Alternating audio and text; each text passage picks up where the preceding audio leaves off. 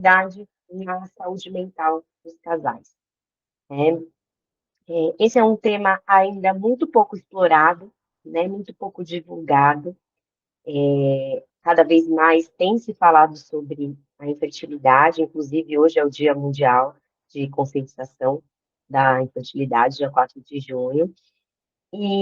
Mas a parte psicológica, a parte da saúde mental ainda fica um pouco de lado, muitas vezes, né. Então, quero agradecer você pela presença e vamos lá.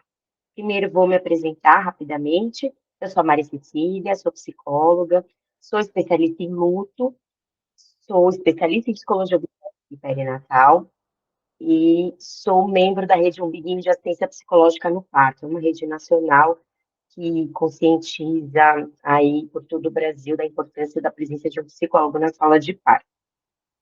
Bom, eu quero, antes de começar de fato a apresentação, eu vou trazer alguns exemplos, tá, de alguns casos meus, mas só para, não vou identificar ninguém, mas eu sei que algumas pacientes minhas talvez entrem aqui ou até já estejam aqui.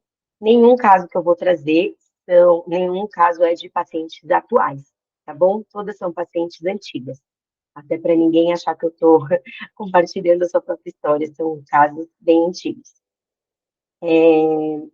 Na nossa sociedade, né, eu imagino aí que na adolescência de vocês, ou quando vocês começaram a ter vida sexual ativa, existia, a gente tem, geralmente adolescente ali ou jovem, muito medo de engravidar, né? Então, às vezes, a gente, inclusive, combina anticoncepcionais, né? Toma é, anticoncepcional e usa camisinha, enfim, faz aí de tudo para não engravidar, imaginando que a qualquer momento a gente possa aparecer grávida, né? Ou para os homens, em qualquer momento a menina pode aparecer grávida, né? Mas, por mais que com algumas pessoas isso possa acontecer mesmo, né? Na grande maioria das vezes não é assim, né? Controlar a anticoncepção não significa controlar a fertilidade. Ou seja, quando você para, né, de usar qualquer método anticoncepcional, isso não significa que você vai engravidar no mês seguinte, no próximo ciclo, né? Apesar da grande maioria das mulheres ter essa fantasia, né, de que vai parar de tomar o remédio ou de usar o método que usa e vai engravidar. A nossa sociedade ela é muito pautada, né, ainda nessa noção de que a gente nasce, cresce, se reproduz e morre. E as pessoas que enfrentam o diagnóstico de infertilidade, muitas vezes se sentem incapazes de concluir essa etapa da vida, né? Ou como se tivesse algo de muito errado com elas, porque elas não estão sendo capazes de seguir essa linha que seria o natural, né? Na parte da reprodução. Quando esse projeto de ter filhos é impedido pelo diagnóstico da infertilidade, podem surgir muitos sentimentos. Aqui nessa lista, a gente vai ver sentimentos de inferioridade, frustração, impotência, medo, vergonha, constrangimento, tristeza, raiva, culpa, ansiedade, depressão, estigmatização. E também um que eu não coloquei na apresentação, mas depois eu fiquei pensando muito nele e quero trazer para vocês, que é a questão da inveja, né? A inveja é um sentimento que é muito mal visto, né?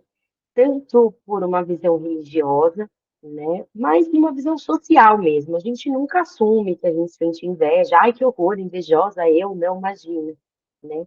Mas esse sentimento de inveja e também de raiva, de tristeza, né? Todos esses sentimentos em que a nossa sociedade vê como sentimentos negativos, né? A gente tem geralmente muita dificuldade de compartilhar e até mesmo às vezes a gente tem dificuldade de assumir para a gente mesmo que a gente tem esses sentimentos, né?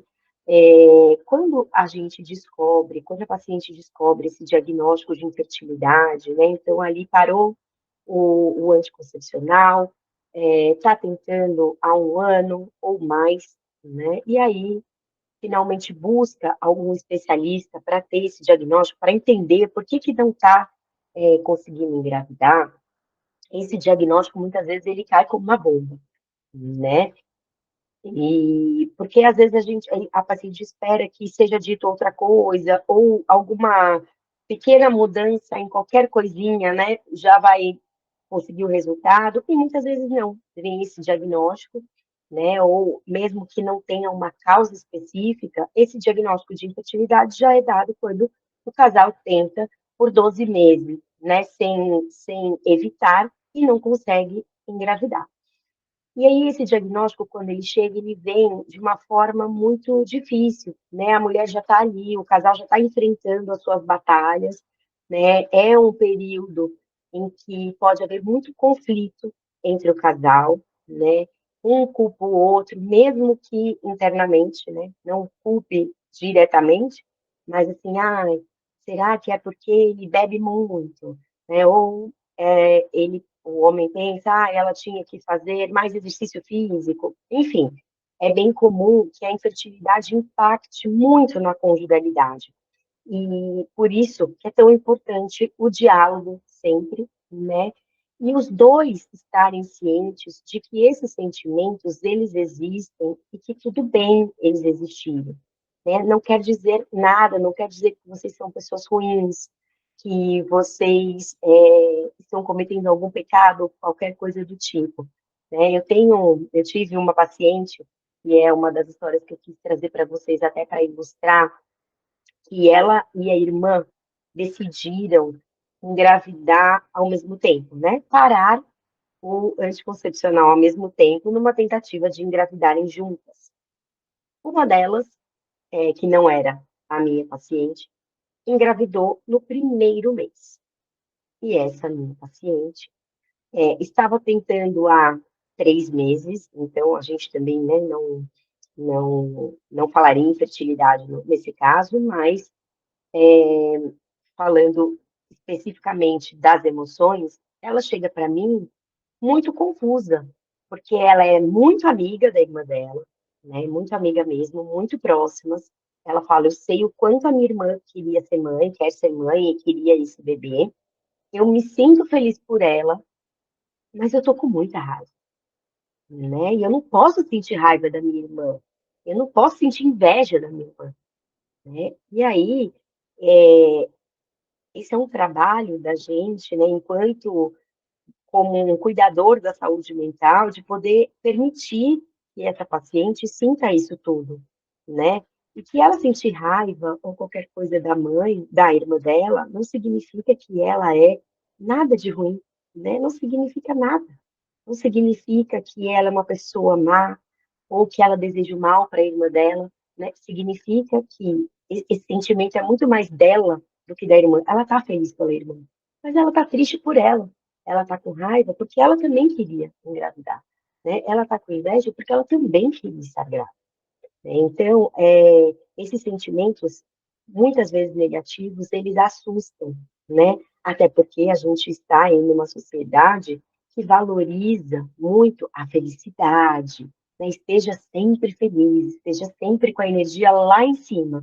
E qualquer coisa que não se pareça com isso pode trazer muito desconforto, especialmente para as pessoas que não estão muito acostumadas a lidar com essas emoções negativas. Esse diagnóstico da infertilidade afeta a vida do casal em vários aspectos. Afeta a vida conjugal, afeta a vida familiar.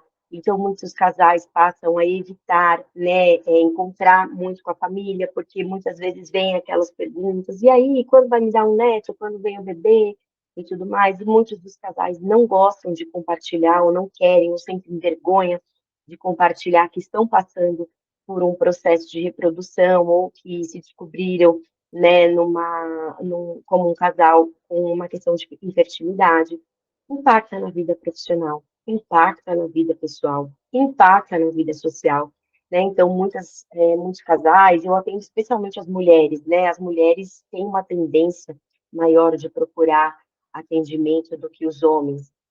Isso vem mudando, mas ainda no consultório aparecem muito mais mulheres, né, que têm a vida social bem impactada porque não conseguem ir, por exemplo, em chá de bebê, não conseguem encontrar amigas que estejam grávidas, né? Isso traz muito sofrimento. E aí, muitas vezes, inventam desculpas, em alguns momentos, né, dependendo do tipo de relação, conseguem contar a verdade, né, dizer, olha, está muito difícil para mim, então eu não vou poder ir, né? Ou até em situações, por exemplo, no profissional, por exemplo, quando a chefe engravida, né? Ou alguma colega no trabalho engravida e essa paciente se vê obrigada, entre aspas, a conviver com uma gestante ali todo dia, diariamente no seu trabalho. E isso muitas vezes traz a sensação de que ela é a única que não consegue engravidar, né? Todo mundo consegue engravidar, menos eu. E isso traz muito sofrimento, né? E quando uma mulher que está passando por esse processo, né, encontra outra grávida, essa grávida muitas vezes lembra ela do que ela não tem, né? Então, muitas vezes é muito difícil para essas mulheres que estão vivendo esse processo da infertilidade, conviver com outras mulheres grávidas. E isso é muito difícil, né? Porque existem mulheres grávidas em todos os lugares, no parque, no shopping, na rua, no ônibus, enfim, em todos os lugares, né? Não é algo que é facilmente evitável, né, de encontrar. Então, muitas vezes isso traz muito sofrimento, sim, e às vezes até dentro do casal, o casal não conversa sobre esses sofrimentos, né? E aí isso distancia muito o casal, porque cada um está sofrendo no seu mundo, do seu jeito, né?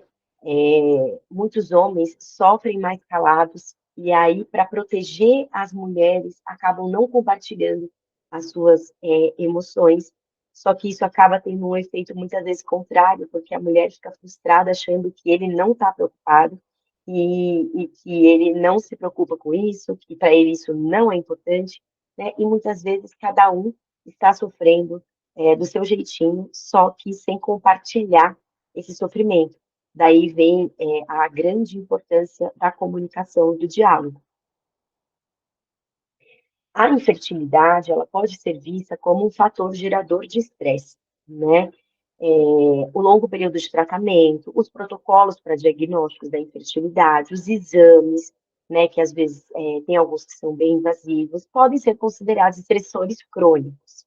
E aí, quando uma pessoa, né, está submetida a um estresse crônico, ela tem muito maiores chances de desenvolver alguns transtornos psiquiátricos, especialmente transtornos de humor, mais comumente a depressão, e transtornos ansiosos, né? Como a gente vai dizer aí no senso comum, ansiedade, tá? Aqui tá, né, que homens e mulheres têm maneiras diferentes de enfrentar a infertilidade e os tratamentos. Isso a gente não pode esquecer, né? E eu sempre tento trazer isso para as minhas pacientes e nas minhas palestras e para os casais que eu atendo, porque também chegam casais, que não existe maneira certa de sofrer e nem existe uma forma de mensurar quem está sofrendo mais, né? Mas, socialmente, os homens são cobrados de uma forma e as mulheres de outra. Então, muitas vezes, a forma de homens e mulheres enfrentarem a infertilidade são bem diferentes. E, como eu já disse anteriormente, isso pode acabar afastando muito o casal, né? Daí a importância de compreender que não é porque o outro não sofre como você que ele não está sofrendo. E que esse sofrimento também é legítimo, né? Porque dói, né? E muitas vezes dói para os dois. São pouquíssimos casos em que só um está sofrendo, né? Os dois, cada um, a gente tem nossos planos, é do nosso quando a gente, né, quando, por exemplo, desde pequeno você tem esse desejo de engravidar, de ser mãe, de ser pai, né, quando você recebe esse diagnóstico de infertilidade, é um diagnóstico que não é só presente, né? É um diagnóstico que afeta muito todas as previsões de futuro, né? E todos os sonhos do passado, né?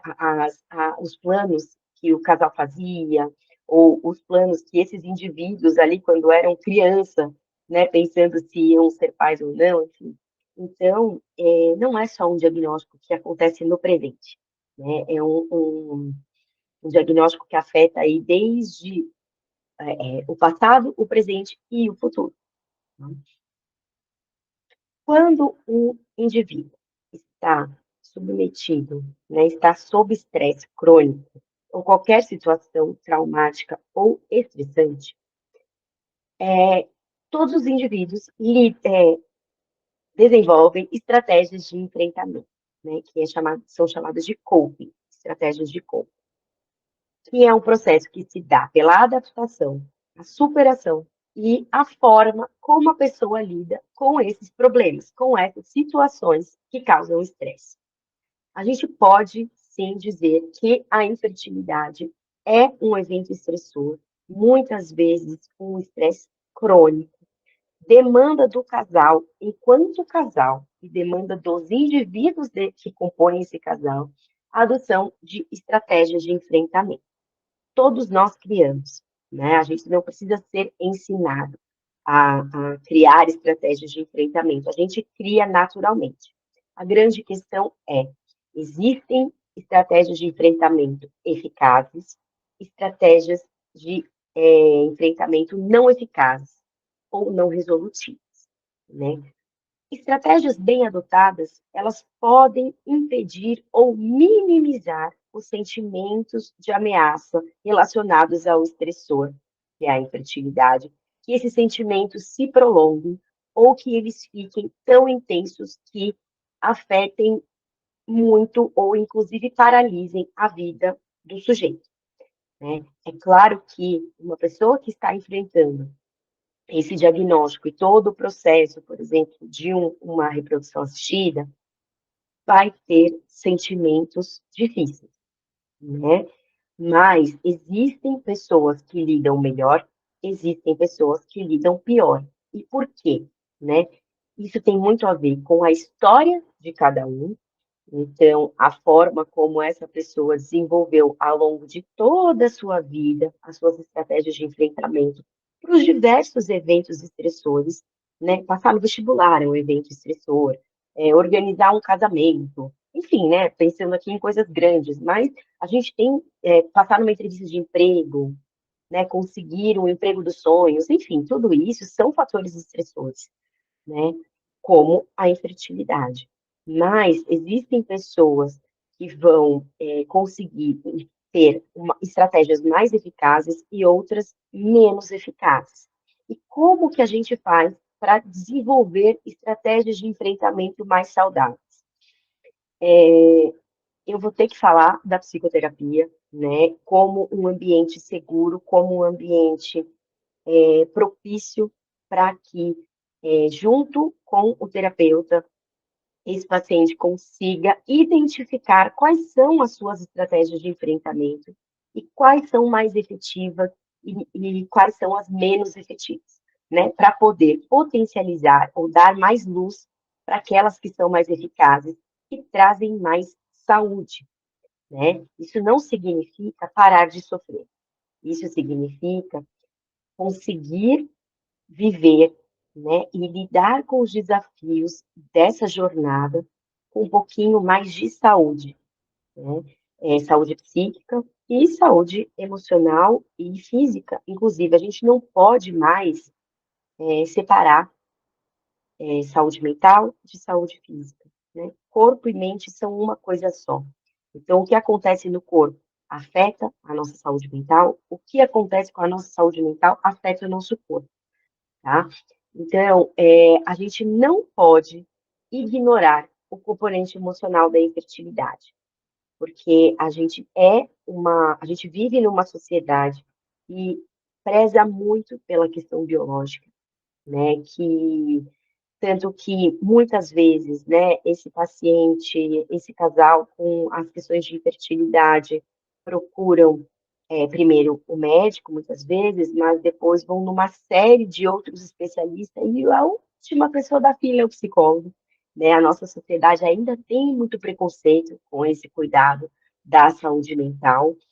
E é por isso que, até aqui com o pessoal da OIA, eu converso bastante sobre a importância, né, dos médicos observarem bastante os aspectos emocionais e encaminharem, né, quando acharem necessário, porque muitas vezes esses pacientes vão chegar primeiro no médico, né? Eu imagino que vocês que estejam enfrentando aqui, que estão assistindo, estejam enfrentando alguma questão de infertilidade, o primeiro especialista foi o médico, né? O primeiro profissional foi o médico que vocês procuraram. Então, por isso que é super importante também a conscientização da classe médica, né, de que da importância de olhar para os aspectos emocionais e encaminhar para o psicólogo quando necessário. Mas existem outras coisas também que ajudam sim a saúde mental, é, como, por exemplo, a troca com pessoas que estejam vivendo uma situação semelhante. Até esse webinar que a gente está fazendo aqui, né, enquanto vocês me ouvem falar ou compartilhando algum caso ou sentimentos que eu disse que são normais, né, isso traz uma sensação de alívio muitas vezes, porque a gente está acostumado a viver a infertilidade escondido. Muitas vezes não se conta para ninguém, né? Eu tenho pacientes que os pais não sabem, que as únicas pessoas que sabem são elas e os companheiros. E aí, quando a gente vive isso como um segredo, essa sensação de que só a gente está vivendo isso, porque isso não é compartilhado, então são várias pessoas vivendo em segredo, né, e não compartilham esse sofrimento, e aí são várias pessoas que pensam que isso só acontece com elas. Isso dá mais sensação de frustração, mais sensação de isolamento, e de tristeza de que isso só acontece comigo. Então, esses grupos, essas promoções de encontros, né, de conversas sobre o tema, elas são muito importantes, porque o ser humano precisa se identificar, né, precisa se vincular a alguém. E a identificação é um ponto bem importante na hora de se vincular. Então, poder perceber, né, que não se é a única pessoa que está passando por isso no mundo, que todo mundo consegue engravidar, menos você. Isso não é verdade, né? Tem muitas famílias que estão passando, muitos casais que estão passando pela mesma coisa, e essa troca social, ela é bem importante para minimizar esse sofrimento. É muito importante também o contato com o médico, que seja um médico de confiança, né? Eu sei que não é a realidade de muitas pessoas aqui no Brasil, né? Mas quem pode ter, eu recomendo muito que tenha um médico de referência de confiança que te acompanhe nesse processo, porque o vínculo traz segurança, né? E o ser humano, quando ele se sente seguro, ele se sente menos vulnerável às ameaças, então consegue abaixar um pouquinho o cortisol, abaixar um pouquinho a adrenalina e lidar um pouquinho melhor com esses eventos estressores dessa jornada. E, bom, aquelas práticas que todo mundo já está muito cansado de ouvir, mas que todo mundo, que muitas pessoas têm dificuldade de cumprir, que são exercícios físicos e uma dieta balanceada, né? Exercício físico para ansiedade e depressão, ele está no mesmo lugar, até um tripé do tratamento, muitas vezes é a medicação psiquiátrica, uma psicoterapia com psicólogo e o exercício físico, né? Então, através do exercício físico, o nosso corpo é capaz de produzir diversas substâncias, né, que trazem e promovem o relaxamento. A gente consegue ver as coisas com mais clareza, o nosso cérebro funciona de uma forma mais saudável. Então, é bem importante quem tiver a oportunidade de incluir os exercícios físicos na sua rotina. Então, essa é a minha contribuição. Esse é um tema muito profundo, mas que é também muito extenso, né? Então, hoje eu quis trazer aqui para falar nesse tema introdutório, um pouquinho sobre as emoções que são naturais, né? E o ser humano ele é muito ambivalente, então é normal, tá tudo bem você sentir alegria e tristeza junto, né? Não quer dizer nada sobre você, só que você é um ser humano normal, né? E falar um pouquinho de estratégias de enfrentamento e da importância de procurar ajuda quando você sente que você não está dando conta de enfrentar esse estresse crônico sozinho, né? Não é para ser uma jornada solitária. Eu sei que a OIA cuida bastante disso, né, com a equipe, mas também do ponto de vista psicológico, não é para ser uma jornada solitária. Perfeito, perfeito, doutora. Exatamente isso. Eu acho que esse é o momento que a gente compartilha também, que muitas das vezes as pessoas que estão passando por esse contexto podem acabar se questionando. Então, eu tenho o diagnóstico de infertilidade, ou eu acho que eu sou infértil, e então acabou para mim a possibilidade de gestar. Eu não tenho mais eu não vou conseguir mais realizar esse sonho, é ponto final, né, uma sentença. E a resposta é que não, porque hoje a gente tem milhares de alternativas proporcionadas pela medicina moderna que podem agregar a solução para essa fertilidade, para essa infertilidade, para casais, para pessoas que querem gestar independente, para casais homossexuais também. Então, para qualquer momento de vida, para qualquer orientação, existem alternativas. E como a doutora disse também, é muito importante que a gente faça essa criação de vínculo com o paciente. E a forma como a OIA atua hoje é justamente agregando esse conhecimento da medicina, as possibilidades da medicina para as oianas e entendendo o momento de vida delas para oferecer a melhor solução possível. Doutora, a senhora pode passar, por gentileza, para o próximo slide? Sim, eu só queria fazer um adendo. Claro.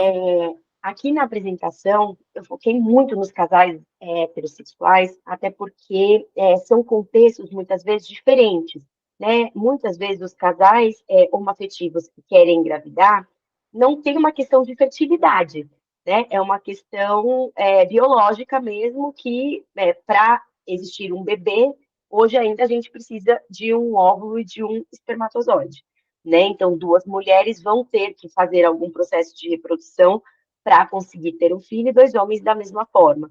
Então, mas esses sentimentos são comuns em casos de infertilidade. E é por isso que a gente trouxe aqui mais voltado para os casais heterossexuais. Mas a OIA aí tem a possibilidade, né, de atender todas as novas configurações familiares.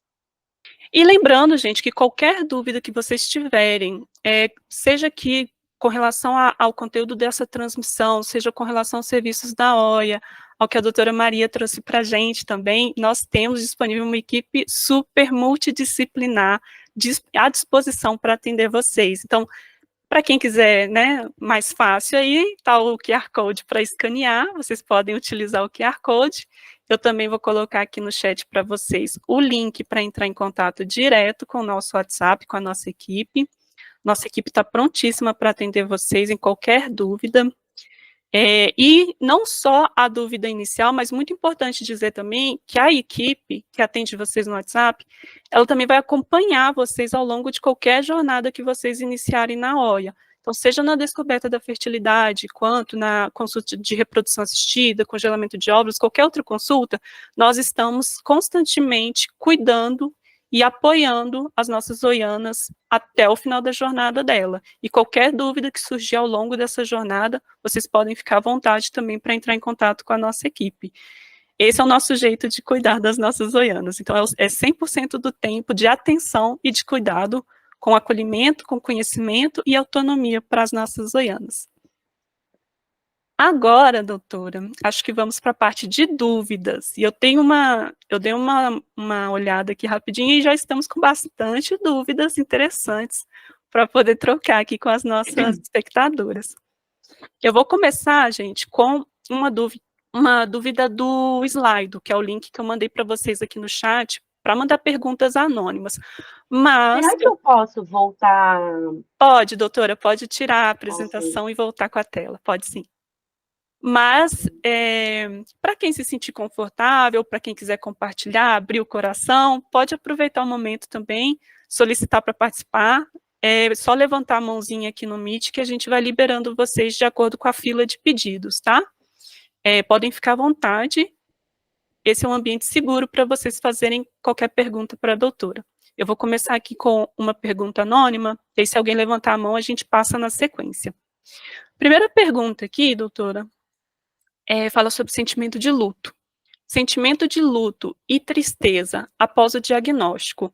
Como virar a página para enfrentar uma fertilização in vitro com otimismo, esperança, ao invés de frustração e negatividade?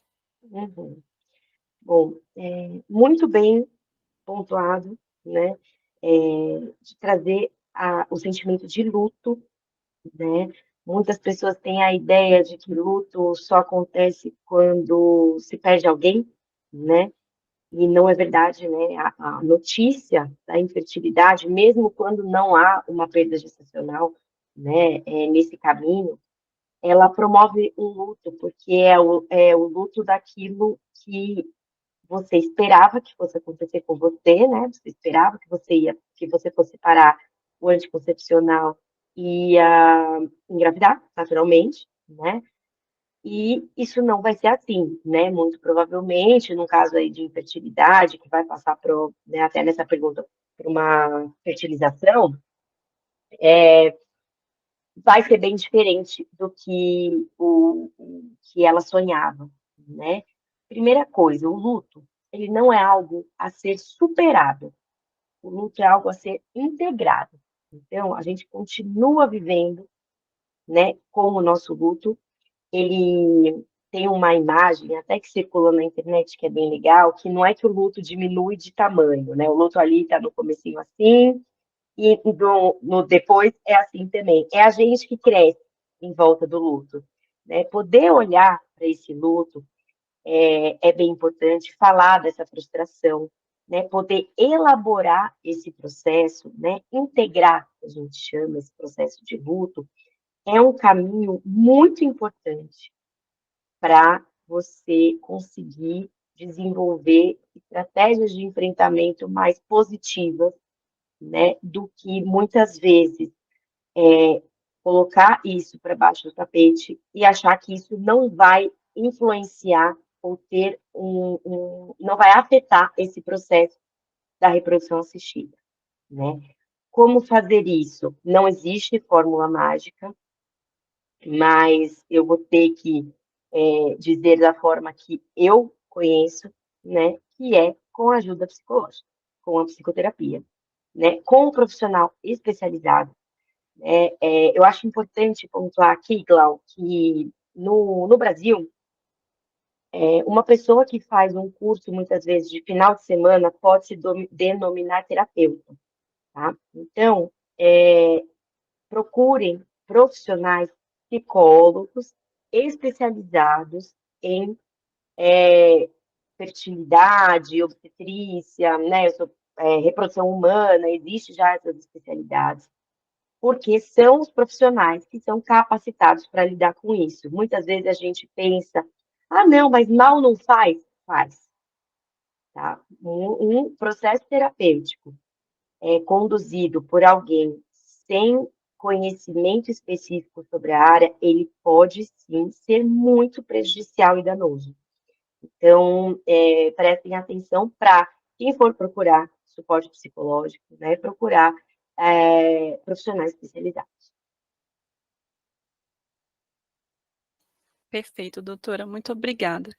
A Azul pediu para participar, então, Azul, eu vou liberar aqui a sua participação, pode ficar à vontade para fazer sua pergunta, fazer seu questionamento ou compartilhar com a gente. Seja bem-vinda.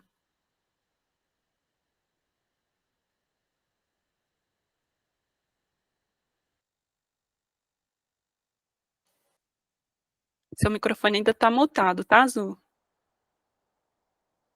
Ah, tá. Eu queria falar que, complementando o que a Maria Cecília falou, eu tenho 46 anos e eu não tenho filhos justamente por ter sido acompanhada por profissionais despreparados, tanto médicos. Eu cheguei a comprar uma amostra fora, tenho essa amostra congelada há 7 anos, mas eu nunca tive o acolhimento devido e meu antimuleriano, é óbvio que agora ele já deve ter zerado ou ele é muito baixo, e eu não tive filhos por uma questão de muitos enganos, de muitos locais que eu fui e sempre esse acompanhamento truncado por pessoas que não estavam preparadas. Sinto Obrigada por muito, Zu, compartilhar, Zu. por você ter vivido isso, né?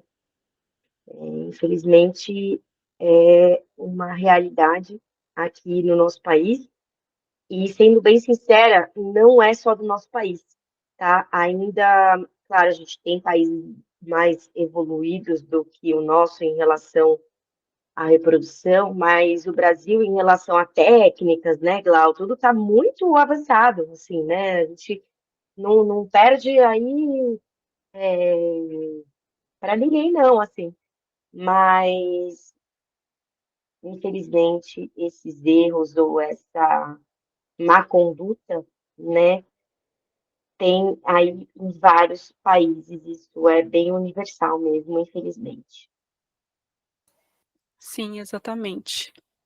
Infelizmente existem maus profissionais em diversas categorias, né. Perfeito. Zu, muito obrigada por compartilhar com a gente. Eu vou passar então para a próxima pergunta, se a Zu não tiver mais nada para perguntar também, vou passar para a Não, próxima muito pergunta. obrigada. Imagina, eu que agradeço. Muito obrigada a você. Boa noite. Eu vou passar para essa próxima pergunta, que é sobre compartilhamento também, doutora. Como conversar Uhum. com as amigas próximas que estão grávidas sobre a dificuldade de estar perto nesse momento, né? Ou seja, de compartilhar a presença com elas, tendo desejo de ser mãe e não conseguindo. É um tema muito recorrente no consultório, né? Em que a mulher que está passando, né, por essa jornada da infertilidade tem amigas próximas que estão grávidas, muito felizes, né? E que estão fazendo, aí estão compartilhando as fotos de cada ultrassom no grupo, comemorando as semanas, né? Compartilhando aí a foto da fruta, que é o tamanho do bebê em cada semana. E essa mulher se sente muito mal a cada vez que recebe essas mensagens, mas ao mesmo tempo se sente muito mal também por não conseguir compartilhar dessa alegria com as suas amigas, né? Bom, a parte de compartilhar ou não com as amigas é uma decisão, é uma escolha. Ninguém é obrigado a dividir nada, né? Tem pessoas que vão se sentir muito melhor compartilhando, tem outras pessoas que compartilhar é quase uma violência a si próprio, sabe? Porque é se expor demais, ou não quer que as pessoas olhem ela de uma maneira diferente, né? Mas eu estou entendendo com essa pergunta que provavelmente essa pessoa tem o desejo de compartilhar, mas não sabe como, né? Eu acho que a gente conhece as nossas amigas, né? Pensando que são amigas próximas, a gente sabe quais são aquelas que a gente pode ter conversas mais profundas, aquelas que são nossas amigas mais para assuntos de festa, de balada, de conversar sobre amenidades, enfim. Eu acredito que as amigas em que a gente tem a possibilidade de ter encontros mais profundos, né, podem ser capazes de entender, né, quando você compartilhar, por exemplo, amiga, estou muito feliz com a sua gravidez, não tem nada a ver com você, o que está acontecendo comigo é que para mim é muito difícil ver tudo isso, porque, como você sabe, ou estou contando agora, né, eu tenho dificuldade para engravidar, eu vou ter que passar por uma FIV, eu já fiz 5 FIVs, enfim, aí depende muito de qual é a sua história, né? Mas a gente também tem que saber que, a partir do momento que a gente compartilha algo, A gente não tem o controle de como essa pessoa vai receber. E não é a nossa responsabilidade adivinhar como cada um vai receber, né? Porque pode ser que essa amiga fique muito chateada. Nossa, mas eu quero compartilhar com você, né? Enfim, mas aí já não é responsabilidade sua, né? Tem momentos em que a gente precisa sim se preservar e escolher a gente mesmo, né? Eu acredito que em algum momento, mesmo que inicialmente isso gere qualquer tipo de conflito, isso passe, né? Mas eu acho que você já está vivendo um desafio tão grande, tendo que lidar com tantas coisas, se você não puder compartilhar com alguém que, teoricamente, gosta de você, né, e se importa com você, que é uma amiga próxima, aí eu já acho muito difícil a gente pensar nisso como uma amizade, né, enfim. E você vai ter que ponderar o que, que é mais fácil para você. Entrar em contato com isso, de repente, essa amiga ficar chateada, mas eu acredito, né, que sendo uma amiga próxima e tendo aí uma amizade profunda, ela possa ser capaz de entender, ela pode sentir muito também. Ela também pode responder, né? Poxa, eu gostaria tanto de compartilhar essa minha gravidez com você, porque é uma coisa tão boa para mim e eu gosto tanto de você e queria que você participasse, mas eu entendo que para você é muito difícil, então eu vou esperar você me perguntar, né? Porque pode ser também que talvez, de mês em mês, talvez você pergunte aí como é que estão as coisas, mas não precisa mandar todas os ultrassons que você fizer, toda a fruta que o tamanho da criança, né? Enfim.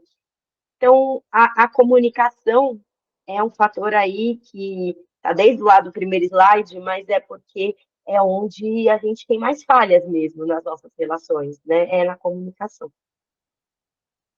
Perfeito, doutora. Sim, é o que você falou na apresentação. Ter alguém para compartilhar já é o primeiro passo para você se sentir mais leve também.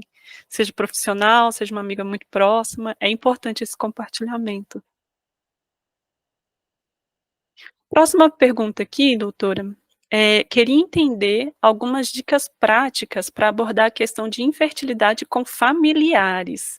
Os familiares é outra categoria, né, Uhum, de pessoas, porque tem aquela cobrança também da família de: "E aí, quando que vem o neném?". uhum. Eu acho que, assim, dicas práticas, é muito difícil dar dicas generalizadas, porque cada família é muito diferente, né? Então, seria muito irresponsável da minha parte eu chegar aqui e falar, chame a sua mãe, sente no almoço de domingo e conte para todo mundo, ou, né, conte pelo WhatsApp. Eu não sei como é, especificamente aí da sua pergunta, a sua família, né? Qual que é a relação que você tem com esses familiares? Que familiares a gente está falando? Então, a gente está falando do seu pai e da sua mãe? Ou a gente está falando dos primos de longe, que às vezes perguntam, né? Isso tudo vai ser muito decisivo, né, na hora de escolher como contar ou se vai contar, né? Um trabalho que eu tenho aqui de, né, utilidade pública é divulgar que, assim, parem de perguntar para as pessoas quando elas vão ter filhos, se elas vão ter filhos, né? Porque assim, a gente não sabe o que, que as pessoas estão passando, né? Mas já que eu sou do time comunicação, né? Então, eu acredito que a dica pode ser, quando alguém perguntar, né? Falar, olha, você pode, por favor, não perguntar mais sobre isso, porque a gente está enfrentando aqui algumas dificuldades e a gente não sabe quando a gente vai engravidar, né?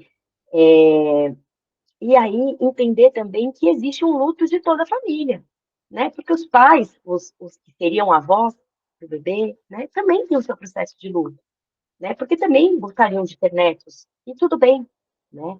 Mas eu acho que comunicar é se proteger, né? Vocês já estão passando por um desafio tão grande, né? E se vocês não se protegerem, vocês serão ainda mais machucadas, né? Então, às vezes, expor um pouquinho, talvez essa fragilidade, né? Pode ser uma oportunidade de se preservar, né? Às vezes pode ser meio contraditório que se expor é se preservar, mas às vezes expondo essa fragilidade, né, escolhendo bem para quem a gente vai expor, a gente pode também cuidar da gente, evitando essas perguntas toda semana, todo almoço de domingo, né? Quando vai me dar um neto? Eu estou aqui usando essa frase clássica, mas pode vir de vários lugares, essas perguntas. Perfeito, doutora, muito obrigada. A próxima pergunta, eu acho que a gente comentou sobre isso no finalzinho da apresentação, mas só para reforçar. A terapia para quem enfrenta infertilidade precisa ser em casal ou ela pode ser individual? Então, ela super pode ser individual, tá? Isso é uma escolha individual, tanto que tem pessoas que fazem terapia individual e terapia de casal. Uma coisa não impede a outra. O que não pode é, vamos supor que você venha ao meu consultório e faça terapia individual comigo. Eu não posso ser a terapeuta do casal, né? Vai ter que ser outro profissional, porque seria uma infração de ética. Mas a terapia vai ser, por exemplo, se as maiores questões são na conjugalidade, talvez seja mais efetivo uma terapia de casal. Mas se o seu sofrimento está sendo demais para você lidar, né, você não está conseguindo ter ali aquelas estratégias de enfrentamento mais eficazes, ou você não tem muito com quem se abrir, com quem dividir sobre esse assunto, pode ser uma terapia individual. Eu confesso que, assim, no meu consultório, a grande maioria são mulheres sozinhas, na terapia individual. Legal, interessante, doutora. Muito bom, muito obrigada. Uma Uhum. próxima pergunta é: você recomenda começar a terapia logo no início de um tratamento de reprodução assistida ou é melhor esperar primeiro os resultados? Não, eu recomendo começar antes, inclusive do tratamento começar, né? Talvez na hora do diagnóstico, né? Ou até nas pré-tentativas, nas tentativas naturais, né? Nesse processo, porque existe uma área da psicologia obstétrica, que é a minha especialidade, que se chama pré-natal psicológico, que é a gente tem técnicas e intervenções psicológicas para atuar desde a fase de tentantes até o parto, né? Tanto que eu comentei lá no começo do acompanhamento psicológico no parto até o pós-parto, depois do puerpério, enfim, aí já é uma outra época, né? Então, o tratamento, não sei se a pessoa que perguntou já passou por algum tratamento, pode ser muito desafiador para algumas mulheres, né? Ele tem várias etapas, né? Tem etapas específicas que geralmente geram muita ansiedade, né? Porque, enfim, aí acho que seria até outra palestra aqui, mas a minha recomendação é que você comece tão logo, de repente, você decida engravidar, né? Então, se você já está aí, de repente, no processo de começar um tratamento, eu acredito que você pode se beneficiar de começar também a terapia junto com esse tratamento. E é interessante que o seu psicólogo tenha o contato do seu médico de referência, porque a gente não compartilha com o médico, o sigilo se mantém, não é porque é médico que vai poder compartilhar tudo, mas para a gente entender também um entendimento maior de como está a evolução do caso, enfim, para você também se sentir cuidada por uma equipe, né, para não ficar um Frankenstein, né, cada parte cuida um, enfim, ninguém se conversa, né, então acho isso bem legal. Perfeito, doutora. Gente, a gente está chegando no final, mas temos apenas mais 3 perguntinhas. Doutora, se a doutora puder ficar mais uns 10 minutinhos e vocês também Oh, aceitarem ficar mais 10 minutinhos, para a gente encerrar as dúvidas de todos. posso sim. É, o pessoal mandou joinha, beleza, então vamos continuar. Próxima pergunta, então, é: existe algum medicamento para ansiedade que pode ser usado por tentantes? Olha, o psicólogo não pode, não é capacitado para receitar nenhum medicamento, tá? Então, eu não posso te dizer sobre isso. Não poderia receitar, nem falar nome de medicamento, até porque eu não sei mesmo e porque eu não posso. eticamente, tá?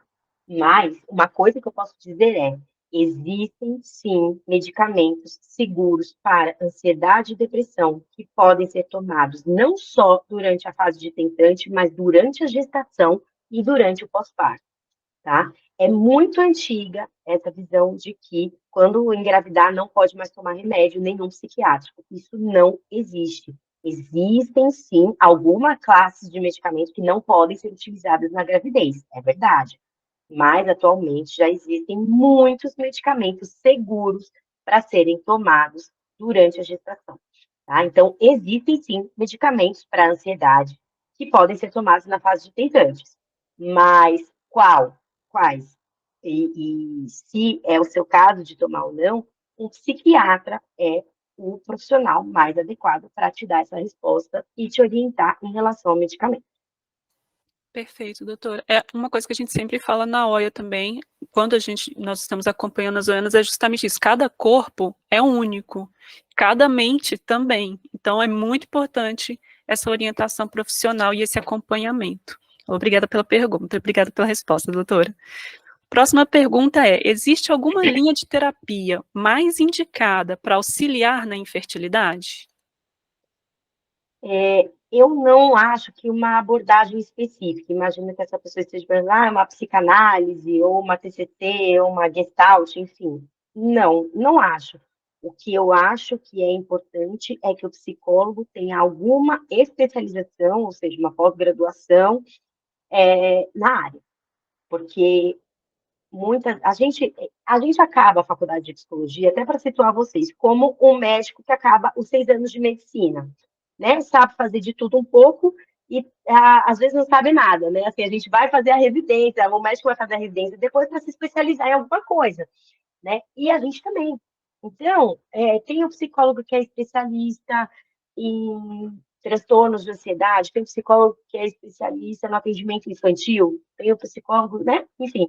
E a psicologia obstétrica, que é a área da psicologia que cuida, né, que tem o maior entendimento sobre esse ciclo gravídico puerperal, que a gente chama, que é o que engloba tentantes, gestantes e puérperas, é uma especialidade da psicologia, ainda muito pouco difundida, mas já existem muitos profissionais do Brasil bem capacitados para atender.